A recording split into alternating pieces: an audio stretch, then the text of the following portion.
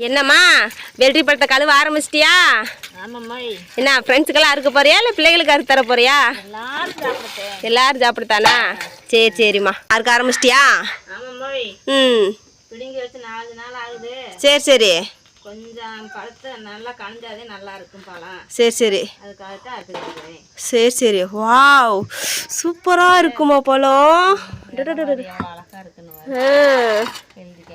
ஆமாம் மோய் எவ்வளோ அழகா இருக்கு. சரி வேற லெவல் மம்மி. இன்னும் கணிஞ்சா இன்னும் டேஸ்டா இருக்கு. நானே நல்லா இருக்காதான் என்னமோ நினச்சிக்கிட்டே இருந்தேம்மா. நாளைக்கு இருந்தாலும் நல்லா கணிஞ்சா பழம் தினமாவு மாதிரி இருக்கும் சாப்பிட்றதுக்கு. காய் கூட வாங்க மாட்டேன் நான். வெள்ளரி கடைக்கு போனேன்னா பழம் எனக்கு கொஞ்சம் கொடுங்கன்னு பழம் தான் வாங்கி சாப்பிடுவேன். சரி சரி.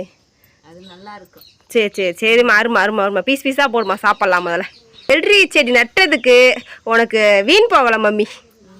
பத்தியா நீ குட்டி குட்டி பழமாக சாப்பிடணும்னு நினச்ச, ஆனால் இப்போ பார்த்தியா உனக்கு பெரிய பெரிய பழமாக கொடுத்துருச்சு சாமி.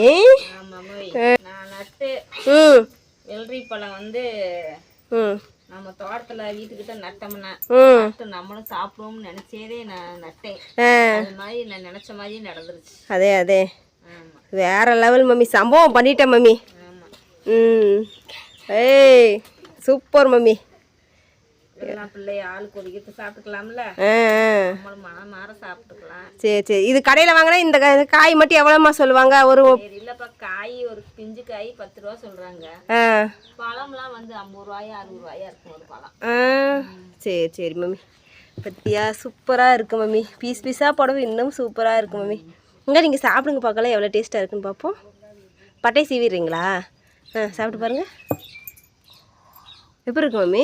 இனிப்பா இருக்கா? சூப்பரா இருக்கா? சூப்பரா இருக்கு. சரி சரி. டேஸ்டா சூப்பரா இருக்குமா.